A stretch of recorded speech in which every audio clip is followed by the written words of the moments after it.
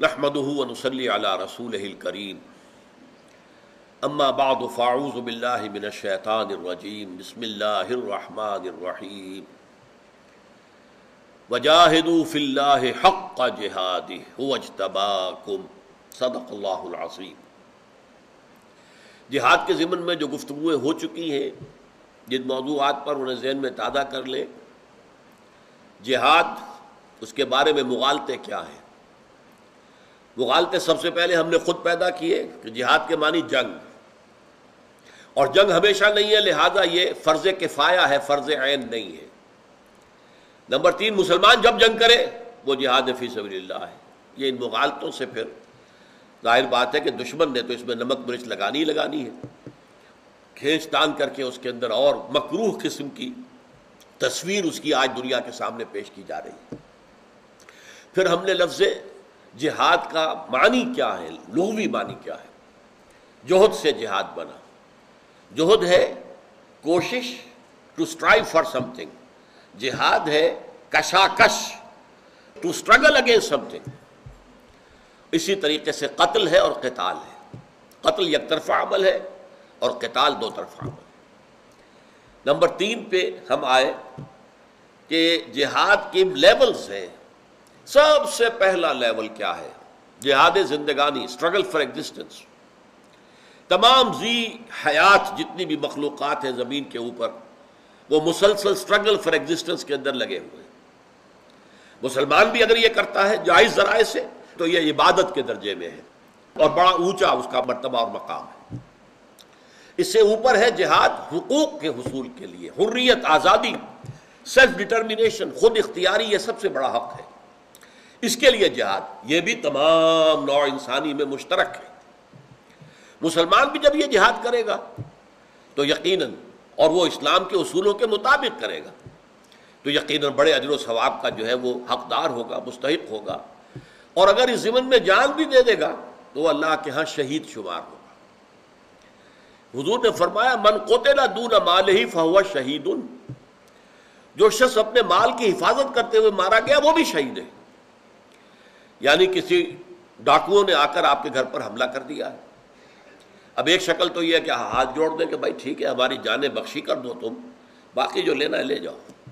یا آپ راستے میں کہیں تھے، کوئی ڈاکو آ گیا، آپ کہتے ہیں بھائی لے لو جو کچھ لینا ہے۔ اور ایک یہ کہ آپ کہیں نہیں، آپ رجسٹ کرتے اور آپ خبریں پڑھتے ہیں، مزاحمت پر اس کو گولی مار دی گئی۔ اب جس شخص نے اپنے مال کو بچانے کے لیے اپنی جان دے دی ہے وہ بھی اللہ کے ہاں شہید ہے۔ تو مال تو چھوٹی چیز ہے، آزادی، حریت بہت بڑی شے ہے۔ تو جس نے حریت کے لیے، آزادی کے لیے جان دی ہے وہ بھی یقیناً، اور وہ اسلام کے اصولوں سے ادھر ادھر نہیں ہوا، اس کے مطابق کیے ہے اس نے جد و جہد، تو وہ بھی شہید ہے۔ اب آئیے تیسرے لیول پر۔ تیسرا لیول کا جہاد ہے کسی نظریے اور نظام کے لیے جہاد۔ یہ دو لفظ پہلے سمجھ لیں۔ ایک نظریہ ہوتا ہے آئیڈیالوجی، ایک اس نظریے کی بنیاد پر نظام بنتا ہے۔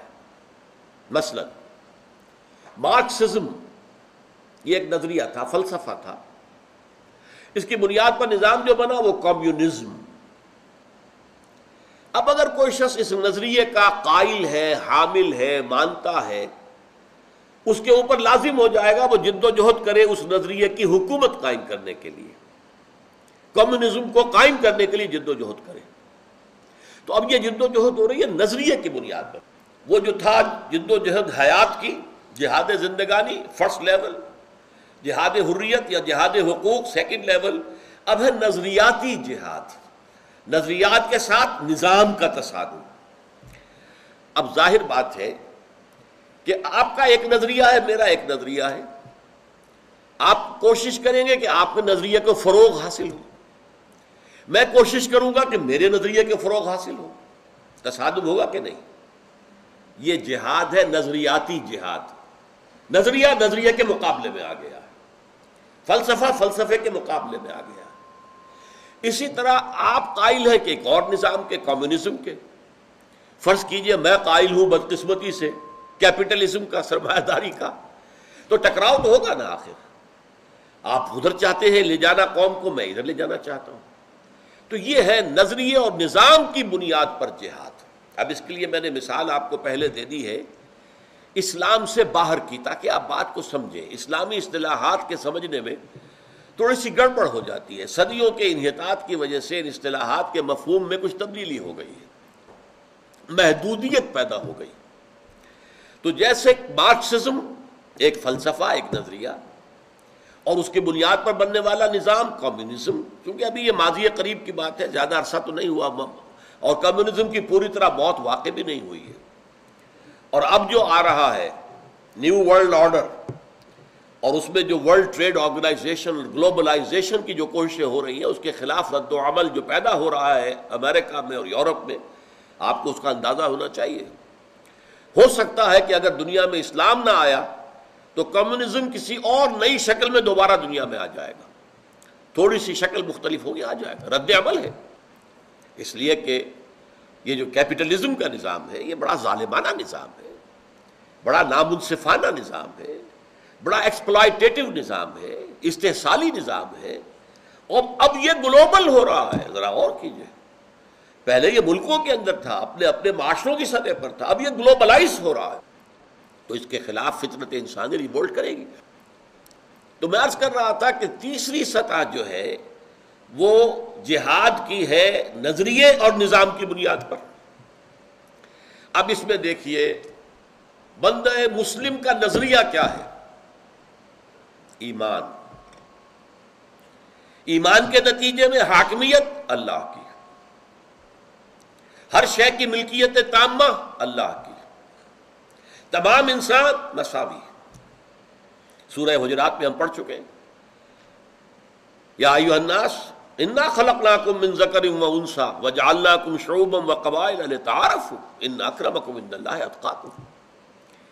اس نظریے کو قبول کرنا، اختیار کرنا، اس پر خود عمل پیرا ہو جانا، پھر اسے دنیا میں عام کرنا، پھیلانا، اس کی تبلیغ و تشہیر کرنا، پھر جو لوگ اس کو قبول کریں انہیں منظم کرنا، منظم کر کے طاقت بنانا، اور طاقت بنا کر اسے نظام سے ٹکرا دینا، تاکہ جو بھی مشرکانہ یا ملحدانہ نظام قائم ہے اس کو ختم کر کے اس کی جگہ اسلامی نظام کو قائم کیا جائے۔ یہ ہے جہاد فی سبیل اللہ۔ ایمان اللہ کا نظریہ ہے، اللہ کا دیا ہوا حقیقت کا وہ علم فلسفہ جو اللہ نے ہمیں عطا کیا ہے، جو کسی انسان کے اپنے تصور اور تخیل کی پیداوار نہیں ہے، جو انسانی فلسفے اور منطق کے نتیجے میں وجود میں نہیں آیا، اللہ کا عطا کردہ ہے علم حقیقت، وہ ایمان ہے۔ تو اب اس ایمان سے جو جہاد شروع ہوا، پہلے اسے خود اختیار کرنا، پھر اس کا پرچار کرنا، پھر اسے قائم کرنا، یہ تین بڑے بڑے مرحلے ہیں جہاد فی سبیل اللہ کے۔ پہلی بات تو یہ یاد رکھیے، یعنی جو ڈور کا سرا ہے وہ آپ کو ہاتھ سے نہیں دینا ہے۔ سرا کہاں سے چلے ہم؟ جہاد کی پہلی منزل جہاد زندگانی، جو تمام ذی حیات مخلوقات کے اندر مشترک ہے۔ دوسری منزل جہاد فی سبیل الحقوق، جہاد فی سبیل الحریہ، آزادی کے لیے، حقوق کے لیے جہاد، یہ بھی تمام انسانوں کے اندر مشترک شے ہے۔ اب آگے نظریے اور نظام کا جہاد ہے، یہ تیسرا لیول ہے۔ اس میں ظاہر بات ہے نظریات مختلف ہیں، ایک مارکسزم ہے اور اس کی بنیاد پر کمیونزم وجود میں آ رہا ہے، ایک لبرلزم ہے اور اس کی بنیاد پر کیپٹلزم وجود میں آ رہا ہے، ایک ایمان ہے اور ایمان کی بنیاد پر اسلامی نظام وجود میں آتا ہے۔ یہ نظام تو ٹکرائیں گے، نظریات ٹکرائیں گے، تصورات ٹکرائیں گے۔ یہ جو نظریاتی اور نظامی نظاموں کا باہمی ٹکراؤ ہے، یہ جب اللہ کے لیے کیا جا رہا ہو، ایمان کے لیے کیا جا رہا ہو، اسلامی نظام کے لیے کیا جا رہا ہو، تو یہ جہاد فی سبیل اللہ ہے۔ اب اس جہاد فی سبیل اللہ کے بھی تین لیول ہیں، ان کو اچھی طرح آئیڈینٹیفائی کیجئے۔ اس لیے میں بار بار دہرا رہا ہوں، پہلے اس نظریے کو خود اختیار کرنا، پھر اس کو عام کرنا اور پھیلانا، پھر اسے قائم کرنا، یہ تین لیول ہو گئے نا۔ اب سب سے پہلا جہاد، ہم نے اگر نظریہ مانا ہے، اللہ کو مانا، رسول کو مانا، آخرت کو مانا، قرآن کو مانا، سب کو مانا، اسے خود عملاً اختیار کرنا، یہ پہلی منزل ہے جہاد کی۔ اللہ کو مانا ہے تو اللہ کے احکام کو ماننا ہوگا، رسول کو مانا ہے تو رسول کے فرمان کو ماننا ہوگا، قرآن کو مانا ہے تو قرآن نے جس شے کو حلال کہا ہے اسی پر اکتفا کرنی ہوگی، جس شے کو حرام قرار دیا ہے اس سے اجتناب کرنا ہوگا۔ اگر یہ ہم نہیں کرتے تو ہم جہاد کی، اس جہاد کی، جہاد ایمانی، جہاد اسلامی یا جہاد فی سبیل اللہ کی پہلی منزل میں گویا کہ ناکام ہو گئے۔ تو یہ جہاد کی جو پہلی منزل ہے، خود اس اسلام ایمان کے نظریے کو اختیار کرنا۔ اب اس کے بھی 3 منزلیں ہیں، یہ آج نوٹ کر لیجئے، یہ 3 ضرب 3 9 منزلیں مجھے جہاد فی سبیل اللہ کی بیان کرنی ہیں۔ یہ 3 تو موٹے موٹے ہیں، ہر ایک میں پھر 3 ہیں، تو 3 ضرب 3 9 بن جائے گی۔ میں گنتی اس لیے آپ کو کروا رہا ہوں تاکہ آپ اس کے حوالے سے ان چیزوں کو یاد کر سکیں۔ دیکھیے، خود اسلام پر کاربند ہونے میں سب سے پہلی رکاوٹ ہمارا نفس ہے۔ نفس ایک شے کی خواہش کرتا ہے اور مجھے معلوم ہے کہ یہ حرام ہے اللہ کے قانون کے مطابق، نفس اندر سے زور لگا رہا ہے، اوپر سے میری انا یا میری خودی جو ہے، میرا علم ہے، میرا ایمان ہے، وہ اسے روک رہا ہے۔ ایمان مجھے روکے ہے تو کھینچے ہے مجھے کفر، کعبہ میرے آگے ہے، کلیسا میرے پیچھے، یہ کشاکش ہے کہ نہیں ہے؟ نفس جو ہے وہ اپنی اڈ یا لیبیڈو، جسے فرائڈ نے کہا ہے، وہ تو اس کی تسکین چاہتا ہے، اسے اس سے غرض نہیں ہے کہ حلال ذریعہ ہے یا حرام ذریعہ، اور ایمان کہتا ہے نہیں یہ حلال ہے یہ حرام ہے، اس سے آگے تم نہیں جا سکتے، جاؤ گے تو گویا کہ پھر تم نے ایمان کے منافی ایک کام کیا، پھر ایمان کی نفی ہو گئی۔ لہذا سب سے پہلا جہاد نفس کے خلاف جہاد ہے، جہاد فی سبیل اللہ کی پہلی منزل نفس کے خلاف جہاد۔ اسی لیے حضور نے فرمایا المجاہد من جاہد نفسہ، اصل مجاہد تو وہ ہے جو اپنے نفس کے خلاف جہاد کر سکے۔ نفس تو تمہارا تم پر حاوی ہے، تم سے جو چاہتا کروا لیتا ہے، حرام کام بھی کروا لیتا ہے، اور تم چلے ہو جہاد فی سبیل اللہ کرنے کے لیے میدان میں، تو تم سے بڑا بے وقوف کوئی ہوگا؟ پہلے اپنے نفس کو زیر کرو۔ حضور سے پوچھا گیا ای الجہاد افضل یا رسول اللہ، اے اللہ کے رسول سب سے افضل جہاد کون سا ہے؟ فرمایا ان تجاہد نفسک فی طاعت اللہ، کہ اپنے نفس کے خلاف جہاد کرو، اسے اللہ کا مطیع بناؤ۔ یہ جہاد جس کو ہماری نگاہوں سے اوجل ہے، اس لیے کہ مولانا روم کا ایک بڑا پیارا شعر ہے، نفس ما ہم کم ترس فرعون نیست لیکن اورا عون ایرا عون نیست۔ میرا نفس بھی فرعون سے کم نہیں ہے۔ فرعون نے کہا تھا یہ ملک مصر جو ہے اس کی حکومت میرے ہاتھ میں، میں جو چاہوں کروں، الیس لی ملک مصر وہذہ الانہار تجری من تحتی۔ میرا نفس بھی کہتا ہے یہ وجود میرا ہے، میری مرضی چلے گی، میں نہیں جانتا کیا حلال ہے کیا حرام ہے، میری خواہش پوری ہونی چاہیے۔ یہ سب سے بڑا جہاد اپنے نفس کے خلاف، المجاہد من جاہد نفسہ۔ اب دیکھیے، نوٹ کر لیجئے اس کو۔ ویسے تو 3 منزلہ عمارت یا 9 منزلہ عمارت میں سب سے اونچی چوٹی کون سی ہوگی؟ 9ویں، لیکن سب سے اہم کون سی ہوگی؟ پہلی۔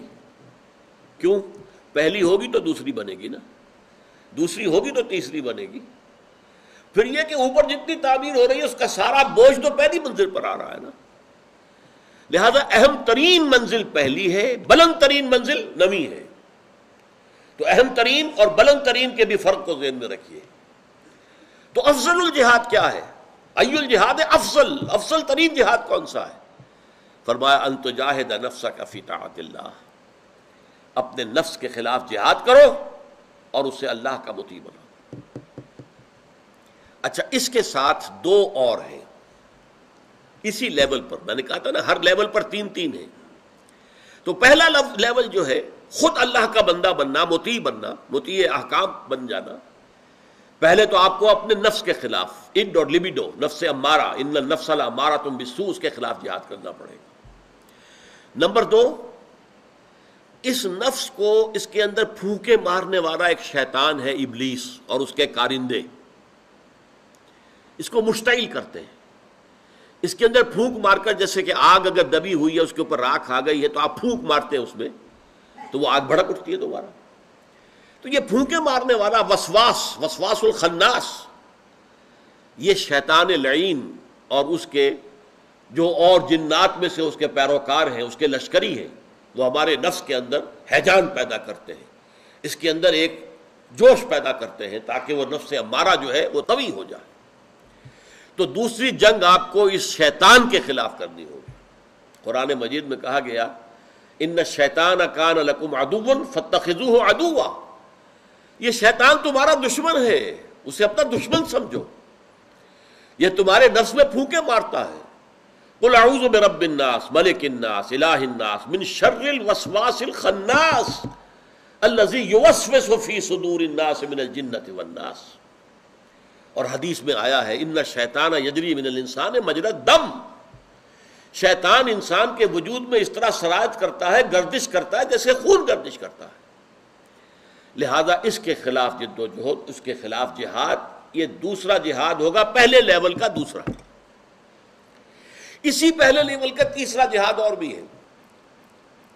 ظاہر بات ہے کہ آپ ایک معاشرے میں رہتے ہیں، بندھن ہے، معاشرتی بندھن، رشتہ داریاں ہیں، بہن بھائی ہیں، کنبہ ہے، پھر اپنے کزنز ہیں، اپنے خاندان ہے، اپنی برادری ہے، انسانی معاشرہ ہے۔ یہ معاشرہ اگر غلط راستے پر چل رہا ہو تو اس کا ایک سوشل پریشر ڈیولپ ہو جاتا ہے جو ہر انسان کو اسی غلط رخ پر دھکیلتا ہے۔ اگر یہ معاشرہ صحیح رخ پر ہوگا تو وہ سوشل پریشر بھی آپ کو صحیح رخ کی طرف لے کر جائے گا۔ لیکن اگر معاشرہ بحیثیت مجموعی غلط ہو چکا ہے، بدعات ہیں، رسومات ہیں، ایک دوڑ لگی ہوئی ہے دولت کی، اس میں حلال حرام کی پرواہ نہیں ہے، کوئی فکر ہی نہیں ہے، سوچ ہی نہیں ہے، یہ ساری اگر چیزیں معاشرے کے اوپر چھائی ہوئی ہیں تو آپ اس معاشرے کا ایک فرد ہیں، آپ متاثر ہوتے ہیں۔ لہذا اس معاشرتی دباؤ کے خلاف جہاد کرنا بھی لازم ہوگا اگر آپ اللہ کے بندے بن کر رہنا چاہتے ہیں۔ یہ بالکل ایسے ہی ہے جیسے کوئی ہجوم جو ہے وہ ایک طرف چل رہا ہے، اس رخ پر جانا آپ کے لیے بڑا آسان ہے، اس کے ساتھ ہی ساتھ چلتے جائیے، بلکہ آپ نہیں چلیں گے تو کوئی دھکا دے کے چلا دے گا آپ کو ادھر، لیکن اس خلاف جانا بڑا مشکل کام۔ اگر آپ وہ رخ ہجوم ادھر جا رہا ہے، آپ ادھر آنا چاہتے تو آپ کو معلوم ہے پھر کیا ہوتا ہے۔ حج کے موقع پر جو رمی میں جو اموات واقع ہو جاتی ہیں وہ اسی سے ہوتی ہیں کہ انہوں نے راستے مقرر کر دیے، یہ جانے کا ہے اور یہ آنے کا ہے۔ کچھ لوگ غلطی سے وہ جو جانے والا راستہ اسی پر واپس آنا شروع کر دیتے ہیں۔ اب وہ ہجوم کا ریلا آ رہا ہے اور آپ ادھر جانا چاہ رہے ہیں تو ظاہر بات ہے کوئی ٹکرا کے آپ کو گرائے گا، اور آپ گر جائیں گے تو لوگ آپ کے اوپر سے گزر جائیں گے، اسٹیمپیڈ ہو جائے گا، آپ مر جائیں گے، ختم ہو جائیں گے۔ تو ہجوم کے خلاف چلنا بہت مشکل کام ہے، بہت مشکل کام۔ ہو سکتا ہے آپ بہت کوشش کر کے 2 قدم آگے بڑھے، پھر کوئی ریلا ایسا ہے کہ 10 قدم آپ کو پیچھے دھکیل لے گا۔ لہذا سوشل پریشرز کے خلاف جہاد، یہ اگر آپ میں کرنے کی ہمت نہیں ہے، اگر انسان جو ہے سہل انگار قسم کا انسان ہے، عافیت کوش انسان ہے، تو راستہ کیا ہوتا ہے دنیا میں؟ چلو تم ادھر کو ہوا ہو جدھر کی، جدھر چل رہا ہے مانا تم بھی چلو۔ یہ ہے لیسٹ ریزسٹنس والا، اس میں آپ کو کوئی مخالفت پیش نہیں آئے گی، کوئی تصادم نہیں ہوگا، چلو تم ادھر کو ہوا ہو جدھر کی۔ اور ایک شکل یہ کہ نہیں، ہم تو اپنے طے کردہ راستے پر چلیں گے، ہم اس راستے پر چلنے کو تیار نہیں جس پر معاشرہ جا رہا ہے۔ ہم نے خود اپنے فہم سے، اپنی سوچ سے، اپنی سمجھ سے، اپنے ضمیر کی آواز کے تحت، اپنے ایمان کا تقاضا سمجھ کر ایک رخ اختیار کیا، ہم تو اس رخ پر چلیں گے۔ تو یہ جہاد آپ کو کرنا پڑے گا اگینسٹ سوشل پریشرز، تب کہیں جا کر آپ اللہ کے بندے بن سکیں گے اور ایمان کو خود اپنی زندگی میں اختیار کر سکیں گے۔ بات واضح ہو گئی؟ یہ پہلا مرحلہ جہاد فی سبیل اللہ کا کیا ہے کہ ایمان کے تقاضے خود اپنے وجود میں پورے کیے جائیں، خود اللہ کا بندہ بنا جائے، حلال پر اکتفا ہو، حرام سے اجتناب کیا جائے، اس کے لیے 3 جہاد کرنے پڑیں گے۔ ایک جہاد نفس کے خلاف، دوسرا جہاد شیطان اور اس کے لشکر کے خلاف، اور تیسرا جہاد معاشرہ، بگڑا ہوا معاشرہ جو ہے وہ، جیسا کہ دنیا میں 2 ہی اصول رہے ہیں، زمانہ بات و نہ سازت تو با زمانہ بے ساز۔ زمانہ تمہارے ساتھ سازگاری نہیں کر رہا، تم زمانے کے ساتھ سازگاری اختیار کر لو، فرکشن تو ختم ہو جائے گی، تصادم نہیں ہوگا۔ اور ایک یہ ہوتا ہے کہ زمانہ بات و نہ سازت تو با زمانہ ستیز، زمانہ تمہارے ساتھ ہم آہنگی اختیار نہیں کر رہا ہے، سازگاری اختیار نہیں کر، تم زمانے سے لڑو، جنگ کرو۔ یہ جنگ ہے تیسری جنگ جو پہلے لیول پر آپ کو کرنی پڑی، نفس کے خلاف جہاد، شیطان لعین اور اس کے لشکر کے خلاف جہاد، اور بگڑے ہوئے معاشرے کے سوشل پریشرز کے خلاف جہاد۔ اب اگلی دوسری منزل آئی۔ دوسری منزل کیا ہے؟ اس نظریے کو عام کرو، اسے پھیلاؤ، اس کی دعوت، اس کی تبلیغ، اس کی نشر و اشاعت، اس کو لوگوں تک پہنچانا، ابلاغ اور تبلیغ، یہ دوسرا مرحلہ۔ اس لیے کہ اس نظریے کو آپ پھیلائیں گے نہیں، کثیر تعداد میں لوگ اس کو قبول نہیں کریں گے، اور وہ اپنے ذرائع اور اپنی قوتوں کو پول نہیں کریں گے، جمع نہیں کریں گے، تو نظام تو وجود میں نہیں آ سکتا۔ پھر اس کے لیے طاقت درکار ہے، اس کے لیے لوگ درکار ہیں، اس کے لیے تن من دھن نثار کر دینے والے لوگ چاہیے، تب ہوگا نا۔ تو یہ دعوت و تبلیغ جسے ہم کہتے ہیں، یہ اس جہاد کی دوسری منزل ہے۔ اچھا، اس کے بھی 3 لیول ہیں۔ عجیب ہے، حسن اتفاق ہے، کیونکہ معاشرے میں آپ کو 3 قسم کے لوگ ملیں گے۔ ایک بڑی ہی کم تعداد میں ہوتی ہے جسے ہم کہتے ہیں مائنیوٹ مائنورٹی انٹلیکچوئلز، جو عقل سے سوچ کر قدم اٹھاتے ہیں، جذبات کی رو میں نہیں بہتے۔ انٹلیکچوئلز، ظاہر بات ہے انٹلیکچوئل جو ہے وہ وعظ اور نصیحت اس سے اثر نہیں لیتا، اسے دلیل چاہیے۔ قُلْ هَاتُوا بُرْهَانَكُمْ إِن كُنتُمْ صَادِقِينَ، جیسے کہ قرآن مجید کہتا ہے مشرکین سے یا مخالفین سے یا کافروں سے، قُلْ هَاتُوا بُرْهَانَكُمْ إِن كُنتُمْ صَادِقِينَ، اگر تم سچے ہو تو لاؤ برہان، اپنی دلیل لاؤ۔ تو آخر نوع انسانی کو بھی تو حق ہے نا کہ وہ آپ سے دلیل مانگے۔ آپ چاہتے ہیں کہ میں اللہ کو مانوں، رسول کو مانوں، قرآن کو مانوں، آخرت کو مانوں، بھائی دلیل کیا ہے؟ لہذا ہائیسٹ لیول کی تبلیغ اور دعوت جو ہے وہ انٹلیکچوئلز کے لیے ہوگی، لیکن وہ خود بڑی محکم دلائل کے اوپر قائم ہوگی۔ قرآن مجید میں سورہ نحل کے آخر میں ایک آیت آئی ہے، ادع الی سبیل ربک بالحکمت والموعظۃ الحسنۃ وجادلہم باللتی احسن، بلاؤ اپنے رب کے راستے کی طرف، نمبر 1 حکمت کے ساتھ، نمبر 2 اچھے واعظ کے ذریعے سے، اور نمبر 3 مجادلہ ہو تو وہ بھی بڑے حسین انداز میں ہو۔ یہ 3 لیولز جو میں نے آپ کو گنوائے ہیں، یہ اس آیت سے ان کا استنباط ہے کہ معاشرے میں ایک طبقہ وہ ہے جو حکمت سے بات سمجھے گا، صرف واعظ سے نہیں، جذبات سے نہیں۔ آپ کو بات اپنی ثابت کرنی پڑے گی، دلیل دینی پڑے گی، بات منوانی ہے تو مان لائیے، ہاتھوں برہانکم۔ فلسفیانہ سطح پر، حکمت کی سطح پر جو مختلف فلسفے انہیں رد کرنا ہوگا، ان کی تردید کرنی ہوگی دلیل کے ساتھ۔ جیسے ایک زمانے میں جب یورپ کا فلسفہ اور خاص طور پر یونانی فلسفے کا حملہ ہوا عالم اسلام پر، تو امام غزالی کھڑے ہوئے، تحافت الفلاسفہ ایک کتاب لکھی عظیم، ان تمام فلسفوں کی نفی کر دی گئی دلیل کے ساتھ، دلیل کے ساتھ۔ فلسفے کی دلیل فلسفے سے ہوگی، فلسفے کی دلیل وعظ سے نہیں ہو سکتی۔ جیسے کہ کہاوت ہے، لوہے کو لوہا کاٹتا ہے، عربی میں بھی ہے یہ، ان الحدید بالحدید یفلح، لوہے کو تو لوہا ہی کاٹ سکتا ہے۔ لہذا فلسفے کے مقابلے میں فلسفے کی سطح پر بات کرنی ہوگی، فلسفے کو رد کرنے کے لیے فلسفے کی سطح پر دلیلیں لانی ہوں گی۔ یہ ہے بلند ترین مقام دعوت و تبلیغ کا۔